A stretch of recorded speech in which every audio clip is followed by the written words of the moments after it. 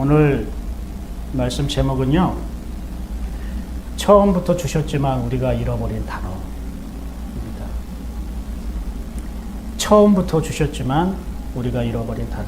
하나님께서 우리에게 처음부터 주셨지만 우리가 잃어버린 단어가 있었다는 것입니다. 그게 뭘까요? 우리가 이 땅에 사는 것이 그냥 살아가는 것이 아닙니다. 흔히 말하듯이 태어났기 때문에 살아가는 게 아닙니다.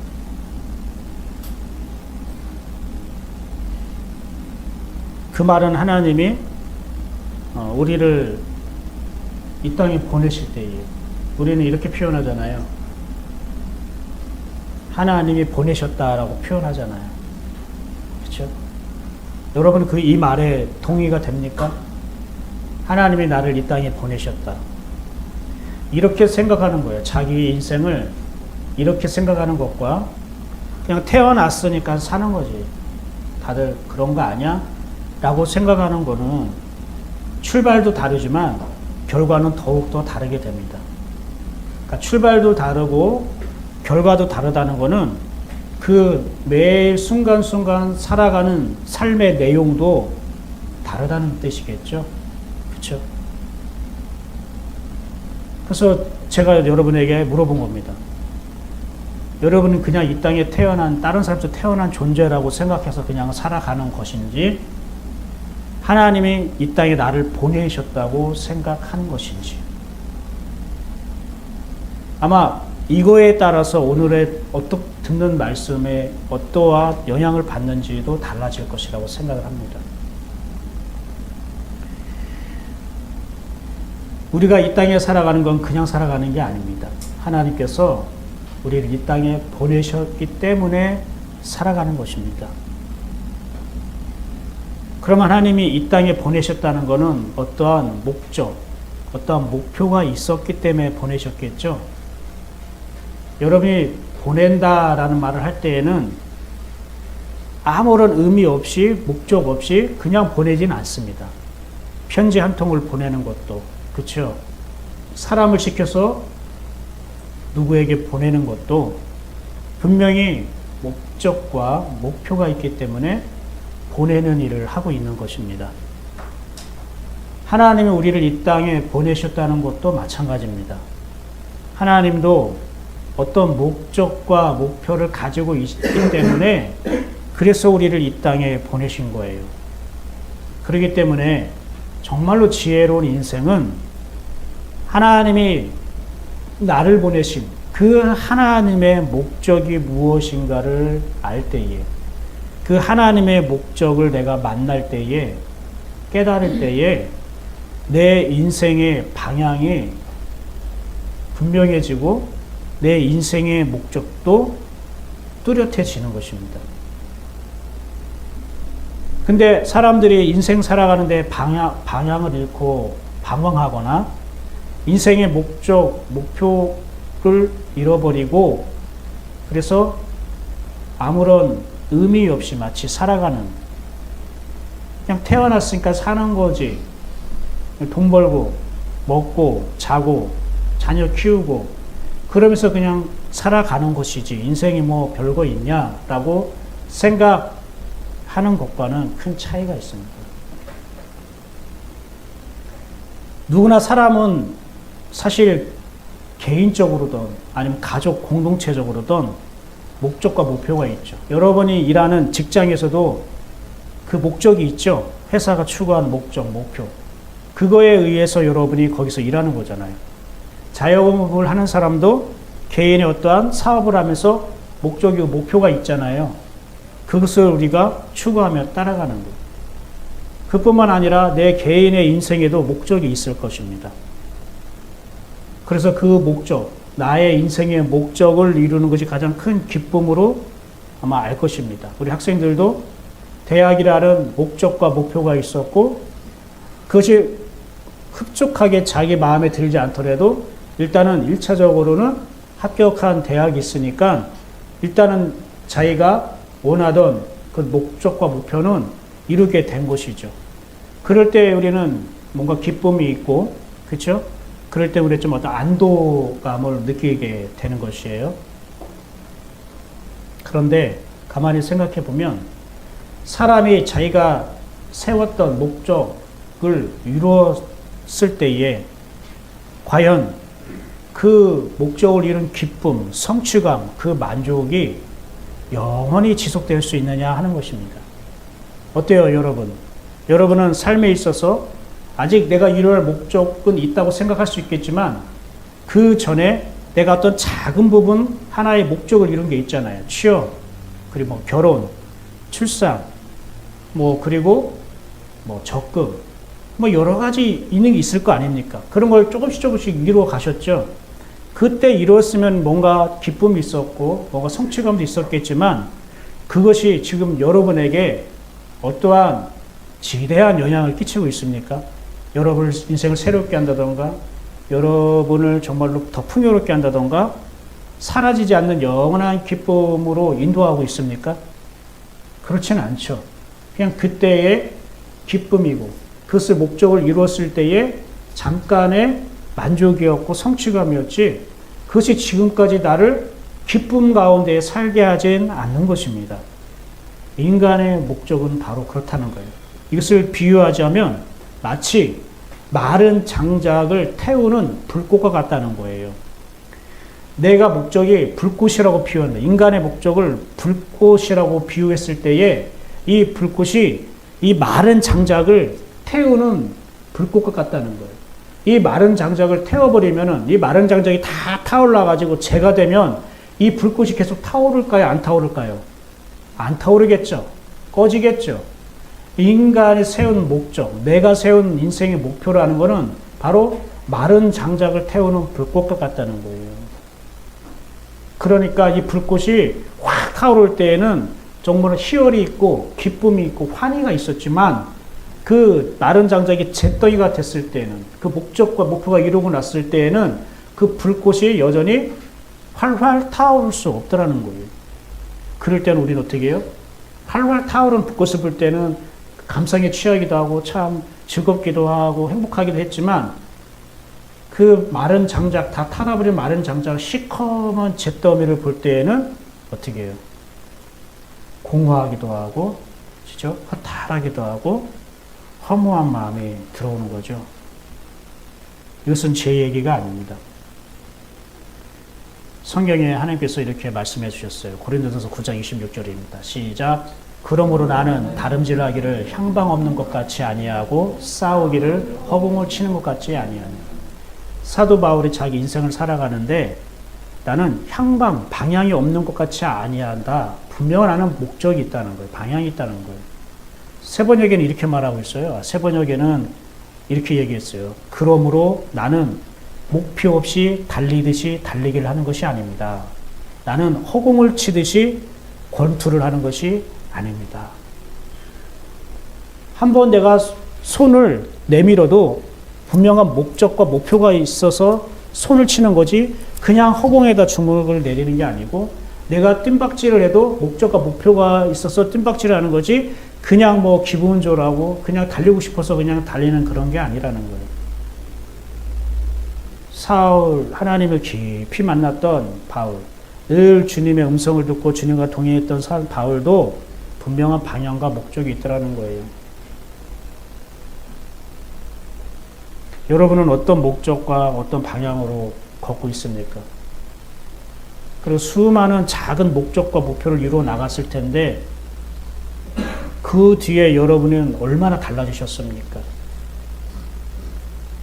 거기에 주님께서 무엇라고 말씀하셨습니까? 여러분이 목적을 이루셨을 때에 그 목적을 이룰 때마다 주님이 주신 말씀은 무엇이었습니까?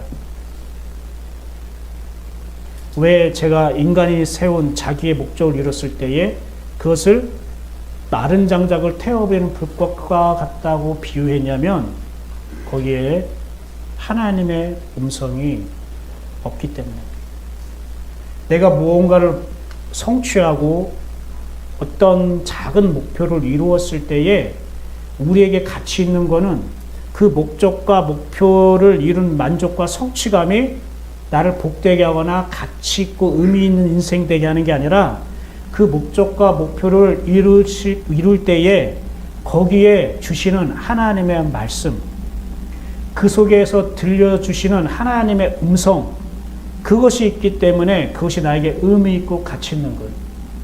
근데 내가 그동안 살아오면서 수많은 목적과 목표를 이루어 가고 있었는데 하나님의 음성이 없었고 하나님의 어떤 주신 말씀이 없었다면 그것은 아까 비유한 대로 마른 장작을 태워베는 불꽃과 같을 수밖에 없다고 말한 것입니다.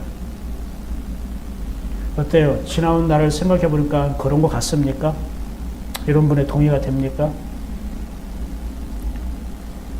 이것은 우리가 아니라 하나님과 동행했고 하나님의 굉장히 많은 은혜와 하나님의 수많은 능력을 주셔서 살아갔던 한 사람의 고백이기도 합니다.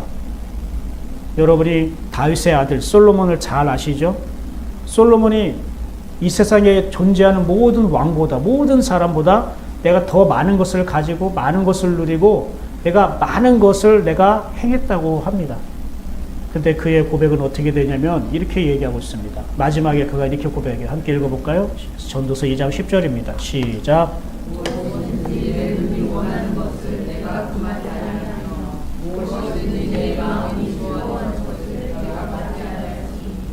이는 나의 모든 수고를 내 마음이 기뻐하였습니다.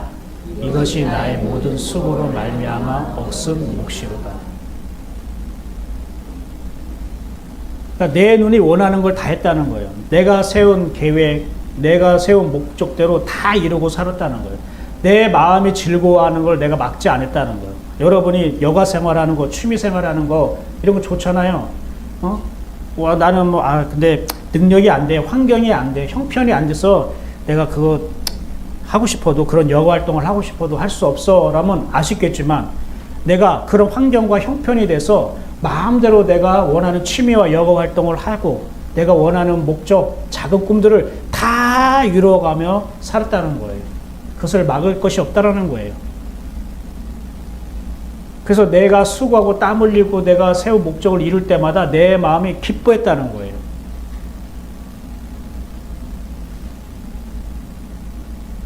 근데 솔로몬은 그 다음에 이렇게 고백합니다. 읽어볼까요? 시작. 그 후에 내가 생각해 본즉 내 손으로 한 모든 일과 내가 수고한 모든 것이 다 헛되어 바람을 잡는 것이며 해 아래에서 무익한 것이로다. 솔로몬이 하나님을 믿는 사람이었습니다. 하나님을 믿는 사람에도 불구하고 왕으로서 자기 위치와 자기 지위와 자기 환경 속에서 자기가 하고 싶은 일들을 다 왕이니까 더 못할 게 어디 있겠습니까? 사실 여러분이 이것을 읽으려면 이 전도서 2장 처음부터 읽어야 돼요. 처음부터 이 전도서에 어떻게 말하고 있냐면 이렇게 이야기하고 있어요. 제가 잠깐 읽어볼게요.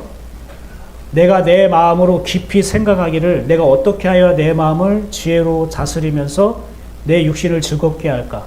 내가 어떻게 하여야 천하의 인생들이 그들의 인생을 살아가는 동안 어떤 것이 선한 일인지를 알아볼 때까지 내 어리석음을 꼭 붙잡아 둘까 하며 이렇게 이제 그가 살기 시작합니다.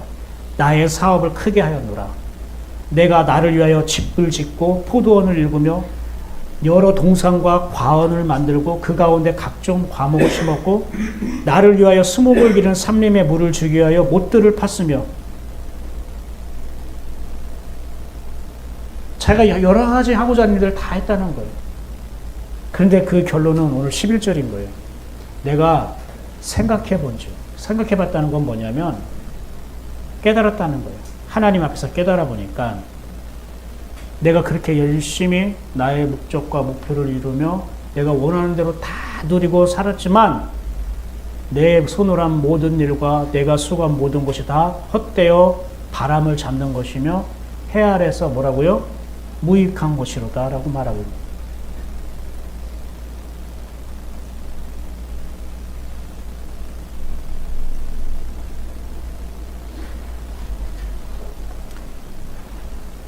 표준 세번역에는 이렇게 얘기하고 있어요. 나는 원하던 것을 다 얻었다. 누리고 싶은 낙은 무엇이든 삼가지 않았다. 나는 하는 일마다 다 자랑스러웠다. 이것은 내가 수고하여 얻은 나의 몫인 셈이었다. 그러나 내 손으로 성취한 모든 일과 이루려고 애쓴 나의 수고를 돌이켜보니 참으로 세상 모든 것이 헛되고 바람을 잡으려는 것과 같고 아무도 보람도 없는 것이었다.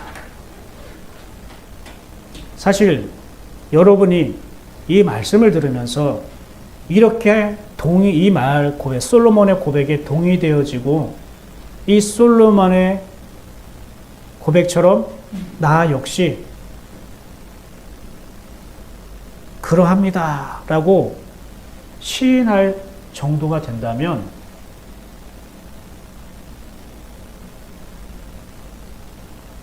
올바로 가고 있는 겁니다. 그런데 이 말씀이 뭔가 나를 불편하게 하고 이 말씀이 뭔가 기쁘게 동의가 안 되고 좀 뭔가 좀 약간 내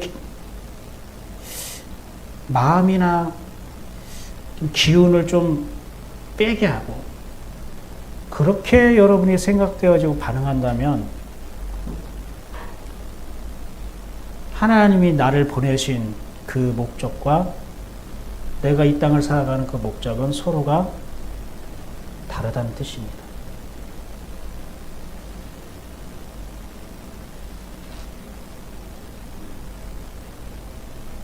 처음부터 주셨지만 우리가 잃어버린 단어.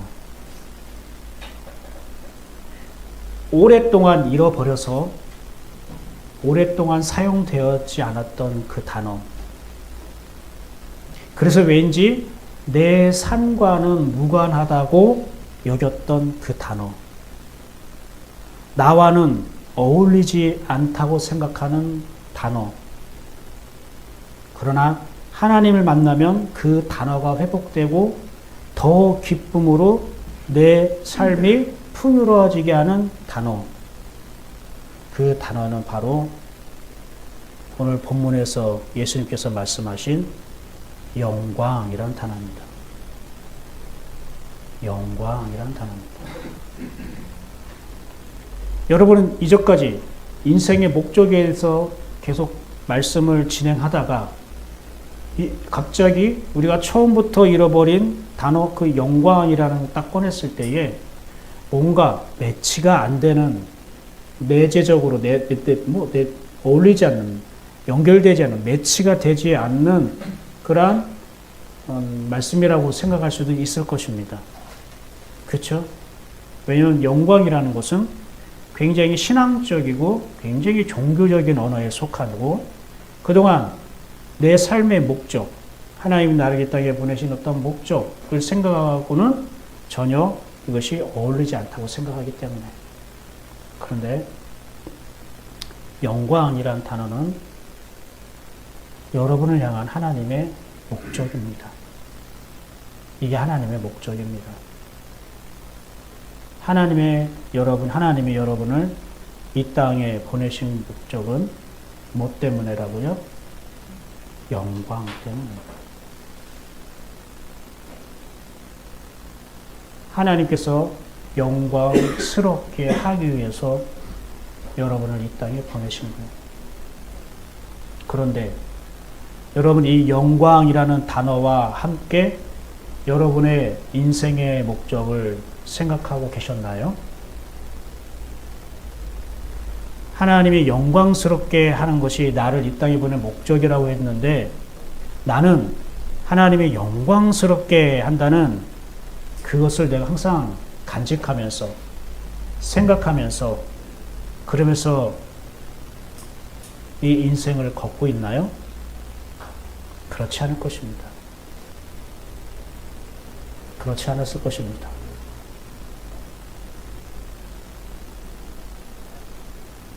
그래서 오늘 특별히 여러분의 인생의 방향을 좀 끝내고 싶다면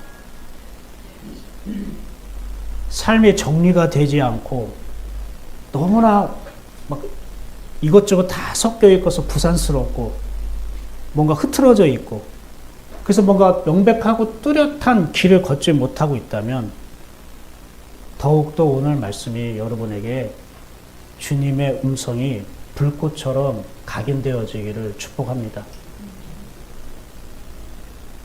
아마 여러분은 영광이라는 단어는 교회 안에서나 선교지나 하나님의 크고 특별한 역사가 나타날 때에 많이 차용되는 단어라고 생각했을 것이고, 내가 살아가는, 하나님을 믿고 살아가지만 그 영광이라는 단어는 특별히 나와 밀접한 관계가 있다고는 생각하지 않으며 살아갔었을 것입니다. 그렇습니까? 그러나 성경에 있는 모든 단어, 이 하나님의 언어, 하나님 주신 단어는 종교적 언어가 아니라 뭐라고 했죠? 우리에게 주시는 하나님의 사랑의 언어라고 했잖아요.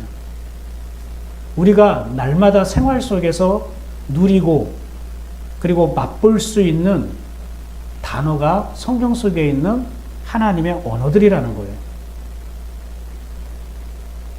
그렇기 때문에 이 영광이라는 단어 또한 우리가 생활 속에서 내가 누릴 수 있고 맛보게 하는 하나님의 사랑의 언어라는 것입니다. 그런데 우리는 굉장히 이것을 종교적으로 나눴어요. 내 삶과 나를 좀 구분했어요. 분리했어요. 내가 살아가는 지금 그냥 평범한 삶 속 누군가에게 자랑할 것도 없고 그냥 나 혼자만 그냥 만족할 수 있는 그냥 그런 평범한 생활을 살아가는 나에게 하나님의 언어인 영광이라는 것은 마치 어울리지 않고 잘 섞이지 않는, 나는 그 영광이라는 단어에 이를 수 없는, 근처에 갈 수 없을 만큼 나는 굉장히 연약하고 부족하다고만 생각했었다는 말입니다. 예수 그리스도께서 이 영광이라는 단어를 어떻게 사용하셨고 또 주님께서, 하나님께서는 이거에 대해서 어떻게 말씀하셨는지, 하나님의 반응은 무엇이었는지 함께 살펴보겠습니다. 그래서 그 하나님이 우리에게 답변해 주신 그 말씀이 우리에게 실제로 이루어지기를 축원합니다. 그래서 28절 한번 읽어볼까요? 요한복음 12장 28절입니다. 시작. 아버지여, 아버지 이름을 영광스럽게 하옵소서 하시니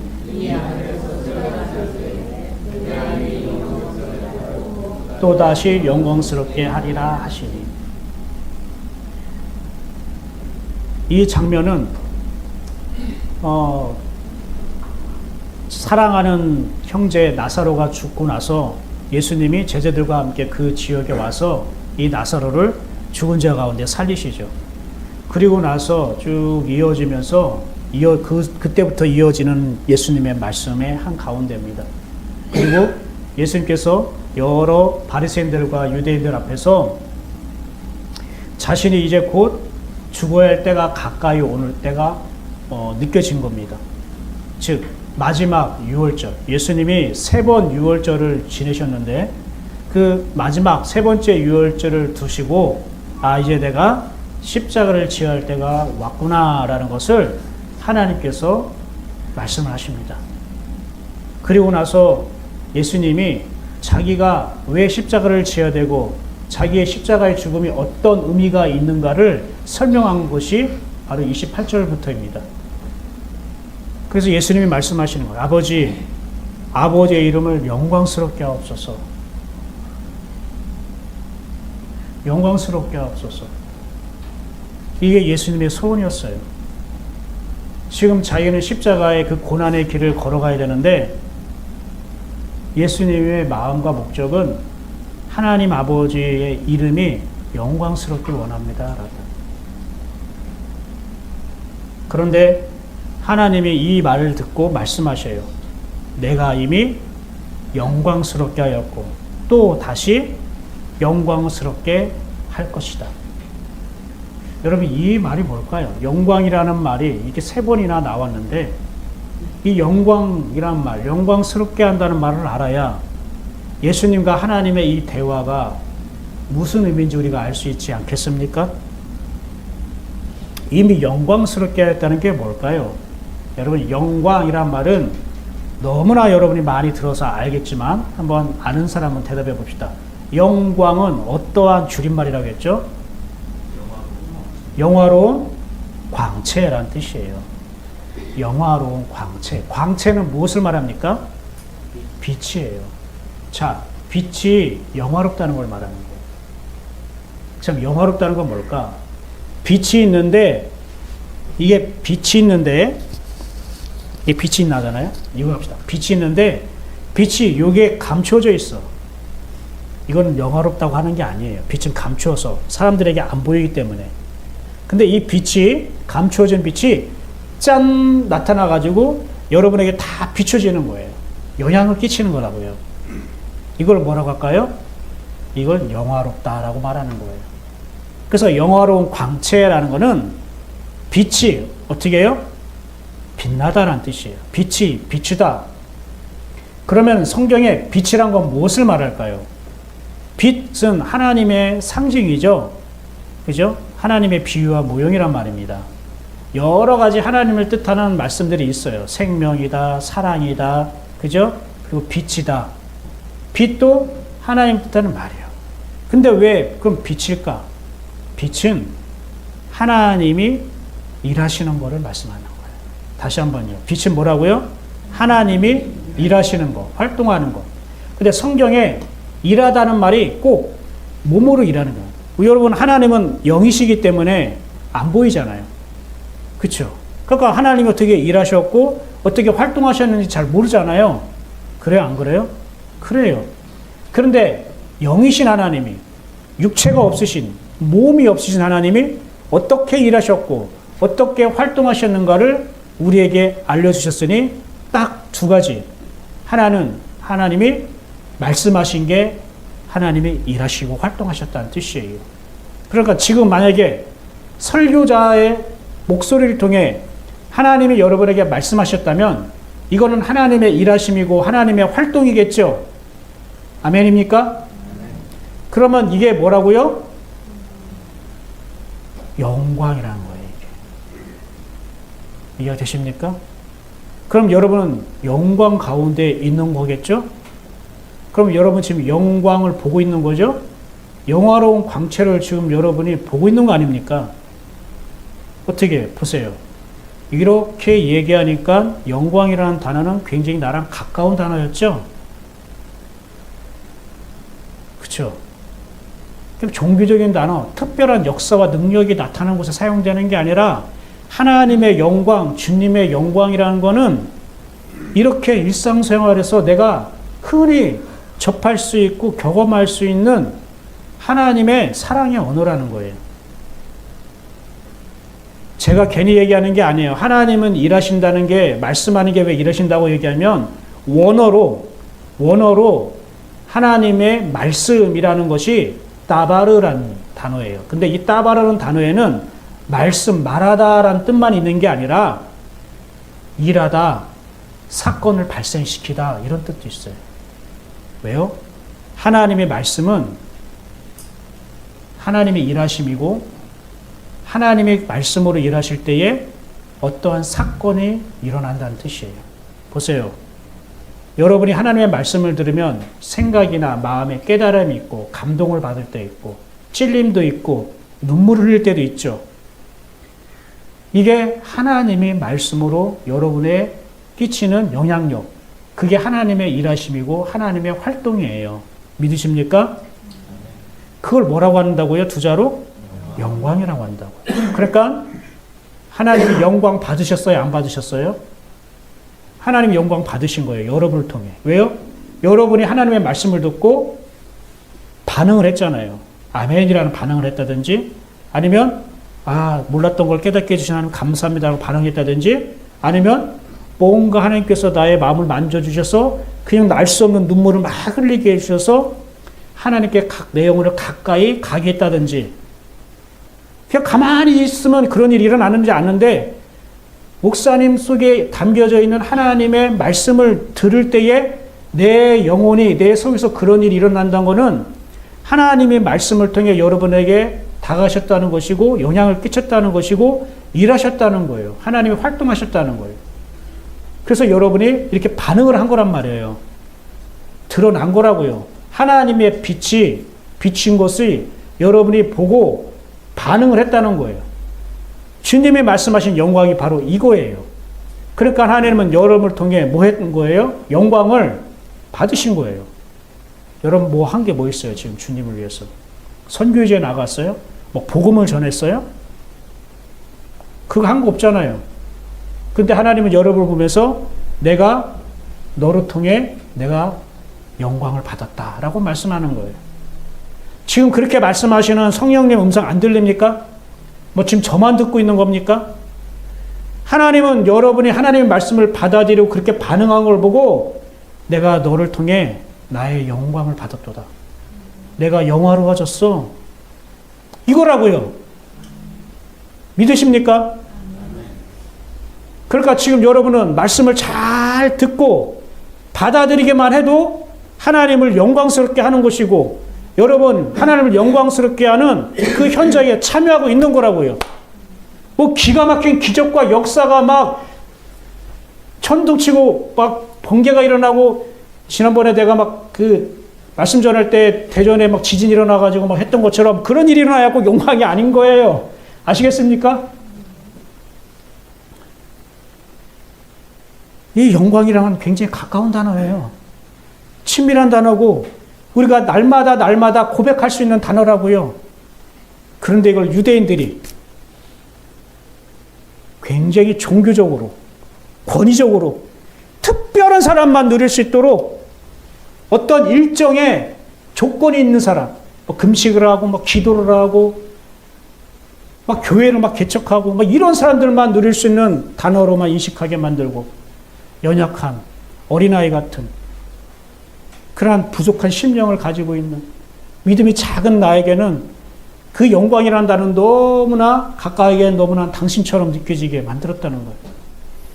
그래서 하나님 계속 그 작업을 하는 거예요. 성경에 있는 종교적이고 율법적이고 너무나 나와 거리가 멀었던 단어는 사실은 내가 매일매일 누릴 수 있고 느낄 수 있는 하나님의 사랑의 언어고 사귐의 언어고 친밀한 언어라는 거. 여러분이 하나님의 단어를 성경 속에서 그렇게 발견했으면 좋겠어요. 갈라디아서를 읽을 때도 그런 마음으로 읽으면 새롭게 보일 거예요. 그러니까 영광이라는 건 뭐라고 했죠? 빛이 비춰서 그죠? 드러나는 거예요. 나타나는 거예요. 그 빛은 뭐라고 했죠? 하나님의 일하심을 하겠죠. 그 하나님의 일하심을 첫 번째 얘기했어요. 말씀으로 일하셨다는 거예요. 그런데 하나님을 영광되게 하지 않을 때가 있어요. 지금 있는데 뭘까요? 하나님의 말씀을 들었는데 계속 내 판단해. 안 받아들여. 그냥 자존심과 고집이 세가지고 저건 아니야. 에휴 오늘은 좀 그러네. 해가지고 그 하나님의 말씀을 대해서 반응하지 않을 때에 즉 하나님이 주신 말씀을 선으로 반응하지 않고 악으로 반응할 때에 이거는 하나님의 빛을 받았지만 빛을 어떻게 할까요? 내가 퍼지게 하는 것이 아니라 그를 가두게 하는 거죠. 그렇죠? 그럴 때는 하나님이 영광을 받으실까요? 아니면 하나님의 영광이 가려질까요? 첫 번째일까요? 두 번째일까요? 두 번째요. 아, 여러분 대답 잘 하시는데요. 배지사님 안 오셔가지고 반응이 좀 그러신 거예요. 여러분이 말씀을 안 받아들이고 여러분이 자꾸 자기 생각으로 그것을 재단하면 내가 그 시간 하나님의 영광을 어떻게 할까요? 가두는 거예요. 진짜 생각해 보세요. 하나님의 영광이 어디 갇힐 만한 그런 수준이에요? 감히 하나님의 영광이 이 세상 어디에 우주 만물, 피조물, 인간에게 감추어지고 가두어질 형편이냐고요. 하나님이 그밖에 안 돼요, 영광이?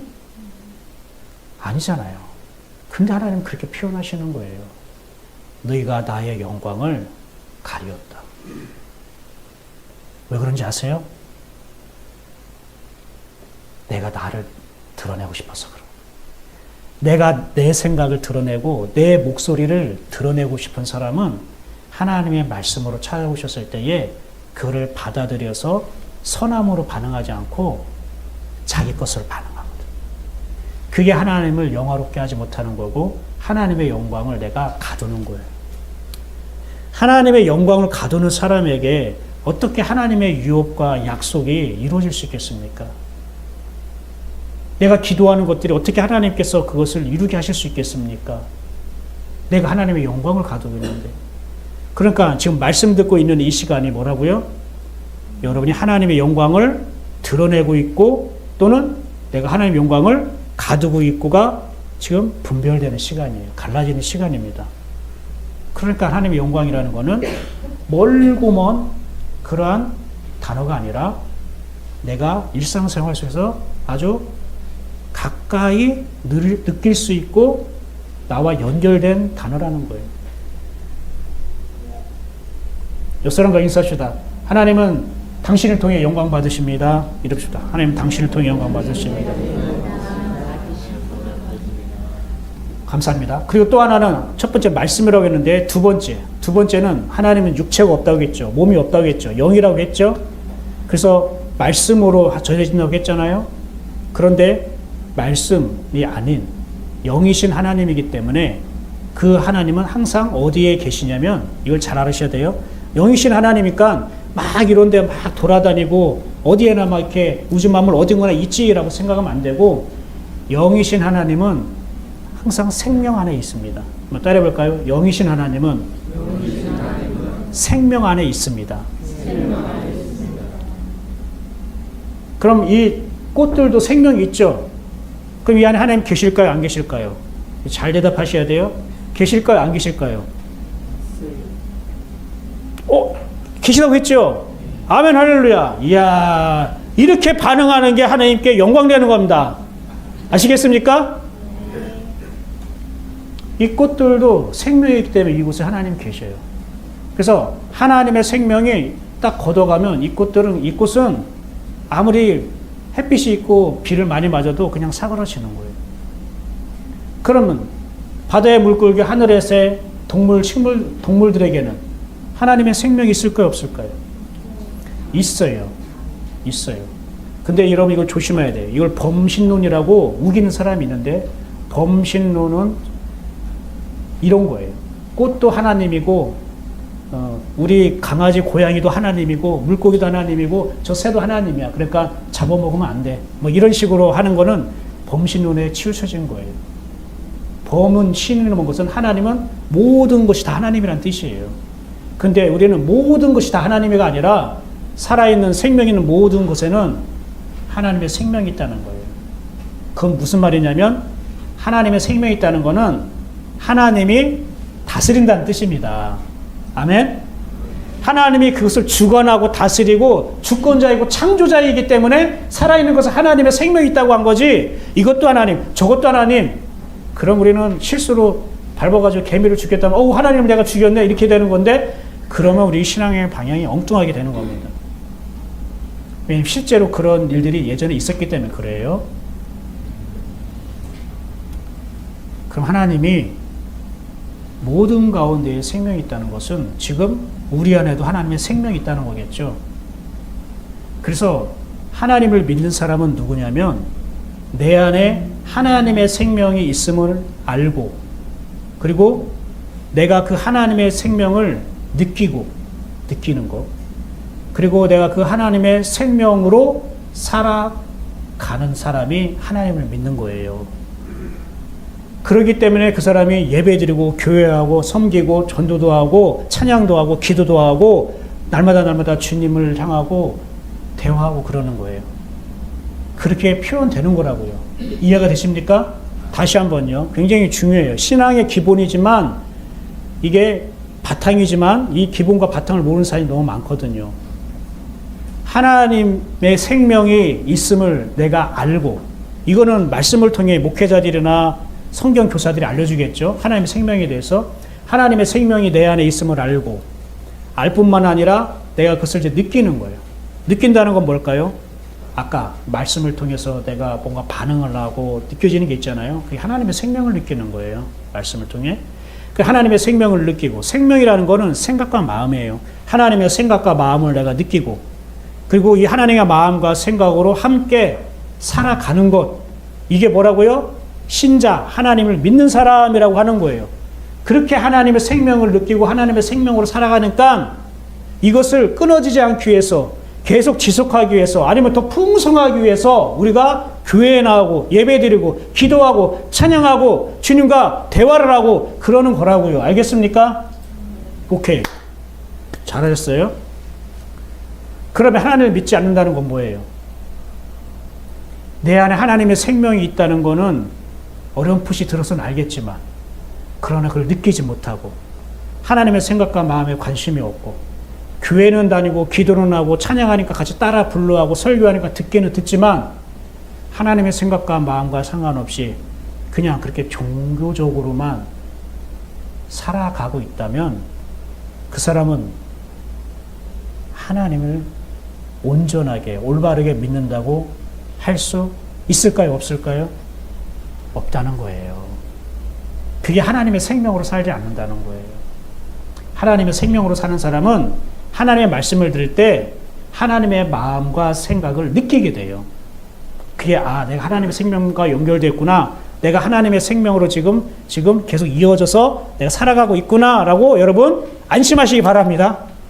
그런데 하나님의 말씀, 설교를 듣는데 하나님의 마음과 생각이 느껴지지 않고 계속 판단하려고 하고 자꾸 자로 재려고 하고 이러쿵 저러쿵 한다고 하면 그건 내가 하나님의 생명과 연결되어 있다는 거예요? 아니면 끊어졌다는 뜻이에요? 그건 하나님의 생명이 끊어졌다는 거예요. 그렇게 하나님의 생명이 끊어졌는데 수많은 기도와 봉사, 섬김을 한들 어찌 하나님이 그게 기뻐하시냐고요. 그래서 너희가 나에게 드린 재물과 예물과 무슨 봉사와 금식과 이것을 나는 이제 기뻐하지 않아. 이제 난 역겨워. 뭐라고 했을까요? 그 다음에 너의 온 마음을 다해. 온 정성을 다해. 온 생명을 다해. 온 생각을 다해. 너의 모든 것을 다해. 주 너의 하나님을 뭐하라? 사랑하라. 사랑하라. 그러면 여러분은 지금 하나님의 생명으로 살고 있을까요? 아니면 끊어졌을까요? 살고 있는 하나님의 생명으로 연결되어 살고 있는 여러분을 축복합니다. 옆 사람과 인사합시다. 당신은 하나님의 생명으로 살고 있습니다.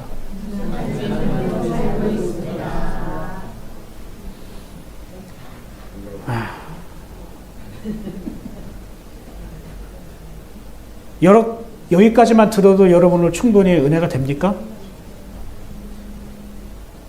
근데 아닌데 내가 지금 이거 내가 하려고 했던 거 지금 10분밖에 설교 안 한 것 같은데 벌써 마칠 때가 됐어요. 지난번에 제가 설교 시간은 똑같았어요. 1시간 똑같았는데 너무나 행복하고 좋아하더라고요. 막 내려가실 때 목사님 오늘 짧은데 짧게 뭘 짧아요. 시간을 좀 짧게 해서 일찍 시작해서 일찍 끝났는데 설교 시간은 똑같았는데 너무 좋아하더라고요. 그러니까 여러분 설교가 길어서 여러분 힘든 게 아니었어요. 보니까 그쵸. 근데 괜히 마음에 부담이 있었잖아요. 제가. 그리고 지금 이렇게 시간이 이렇게 벌써 지나갔던 거 여러분 느끼지 못했죠. 벌써 끝날 시간 됐어? 왜 그럴까요? 다른 데서 설교는 30분, 40분 넘어가면 언제 끝나 기다려주는데 우리는 왜 그럴까요? 하나님의 생명이 흐르고 있으니까 하나님의 생명을 만나니까 열에 물 만난 공기처럼 여러분의 영혼이 팔딱팔딱 반응하기 때문에 그런 거예요. 네.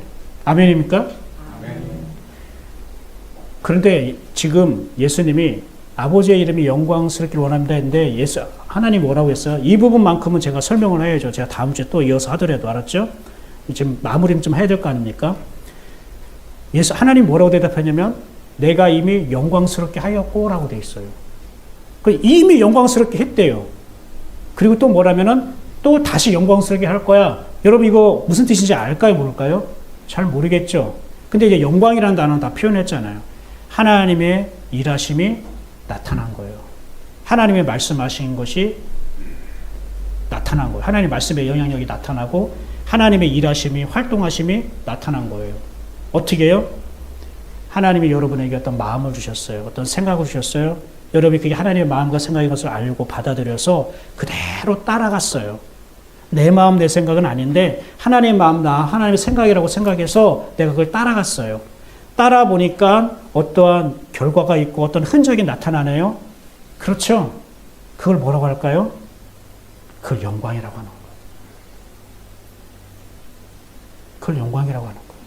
하나님 주신 마음을 내가 밀지 않고 그것을 그대로 받아들이고 내 마음과 달라, 내 생각과 달라, 내 형편과 조건을 볼 때는 어려워. 근데 자꾸 하나님이 내 마음에 뭔가를 주셨어.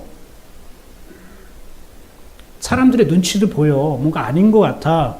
근데 자꾸 하나님이 내 마음을 두들겨. 그런 적 있잖아요. 많잖아요. 그래서 조용히 따라갔어요. 근데 거기에 뭔가 하나님의 흔적이 남고 그걸로 인한 뭔가 영향력이 끼치고 뭔가 역사가 나타난단 말입니다. 영혼들이 어떤 반응이 있어요. 그걸 뭐라고 하냐면 영광이에요. 그래서 내가 너를 통해 영광을 받았다는 거예요. 그럼 그 영광은 출발은 나의 순종이에요. 하나님이에요. 그 영광의 출발, 시작은 누구부터 시작된 거예요? 하나님 주셨잖아요. 그래서 영광은요, 내가 하나님께 헌신하고 막 예배하고 막 선교하고 막 기도하고 막 전도하고 하나님 영광을 위해서 삽시다. 하나님 영광 받으시옵소서. 이래서 영광이 되는 게 아니에요. 정말로 이거는 율법이에요. 이건 유대인들이 이렇게 만드는 거예요. 기도하고 금식하고 전도하고 말씀 읽고 외우고 봉사하고 섬기고 목회자 잘 대접하고 막 교회에서 참여해서 하나님 영광을 그렇게 하자, 영광을 위해서 하자라는 거는 잘못된 거예요. 왜냐면 하나님이 영광 받으시는 거는 우리로부터 영광 받으실 만한 것이 없기 때문에 우리는 하나님께 영광 드릴 만한 제목도 안 되고 자격도 안 되고 조건도 아무것도 없어요. 내가 알잖아. 내 마음과 색은 그냥 내버려두면 악으로 흘러가는 거. 하나님이 붙들고 있으니까 계속 하나님의 선 가운데 있는 거지. 하나님 없으면 그냥 나 혼자 내버려두면 내 마음, 내 생각은 그냥 본능을 따라가게도 악으로 어둠으로 가는 거잖아요. 그거 인정하는 거잖아요. 하나님이 붙들고 말씀을 주시니까 이 교회 안으로 들어오니까 하나님의 빛 가운데 걸어가게 하는 것일 뿐 그런 나에게 무슨 영광을 받으시겠냐고요. 그럼에도 불구하고 하나님이 친히 나에게 오셔서 말씀하시고 당신의 생각과 마음을 나에게 주심으로 인해서 하나님 스스로 영광을 취하셨다는 거예요. 이게 바로 성경적인 영광이에요. 그러니까 우리 영광은 내 노력과 열심과 헌신과 섬김과 이런 걸로 하나님께 영광 드려지는 게 아니라 하나님이 주신 것이 그대로 나에게 나타나고 하나님이 행하신 것에 대해서 내가 반응하게 되는 것, 그게 하나님의 영광이라는 겁니다. 아시겠습니까? 그래서 하나님의 영광은 하나님이 주신 것이 하나님이 취하시는 거예요. 왜? 인간으로부터는 기대하지 않아요. 우리한테는 하나님 기대하지 않아요. 우리에게 소망을 두지 않아요. 그런데 우리를 사랑하셔요. 이게 하나님의 사랑이에요. 나에게는 가치가 없고 기대도 하지 않고 나에게는 하나님께서는 건질 게 없는데 근데 하나님 나를 사랑하셔요. 왜? 내가 너에게 나를 줌으로 인해서 나의 것을 흐르게 함으로 인해서 그걸 통해서 내가 나를 영화롭게 할 거야. 네가 나를 영화롭게 한다고 하지 마. 네가 나를 영광 돌린다고 하지 마. 내가 하는 거야. 나로부터 시작돼서 내가 그것을 취할 거라고. 그런데 하나님 물으시는 거예요. 너 거기에 동참할 거야? 내가 너를 그렇게 하고 싶은데 나와 하나 되게 해서 그렇게 하고 싶은데 너 그런 삶 살고 싶니? 이게 뭐라고요? 하나님이 우리를 이 땅에 보내신 뭐라고요? 목적. 봐요. 이 목적이 나에게 딱 들어오면은 어떻게 그 사람이 세상의 유혹과 미혹에 그냥 넘어갈 수 있냐고요. 하나님의 영광이라는 단어가 이미 나에게 주신 내 인생 단어인데. 따라해 볼까요? 영광은 내 인생 단어입니다. 여러분 인생 단어가 돈이면 안 되잖아요. 쾌락입니까? 내 인생 단어가 영광이라고요. 나의 인생의 단어 하나님 영광을 주셨고 하나님이 이 영광을 받으시기 위해서 나를 보내셨는데 그러면 이제 이런 질문이 생기죠. 그럼 나는 뭐예요? 하나님 영광의 통로고 난 아무것도 아닙니까? 아니요. 여러분 여기에 빛이 들어왔어요. 빛이 막 반짝반짝 빛나면은 사람들은 빛을 비추는 그 필라멘트를 보고 감탄을 합니까? 빛을 빛나게 하는 이 빛 등을 보고 감탄을 합니까? 등을 보는 거잖아요. 사람들에 하여금 하나님은 우리를 신령한 존재로 인정하게 하시고 우리를 존귀함을 받게 하시고 찬양을 받게 하시고 존경을 받게 하신다고요. 왜? 하나님의 영광의 통로가 된 그 사람은 하나님과 한 몸이기 때문에 하나님과 같은 수준이란 말입니다.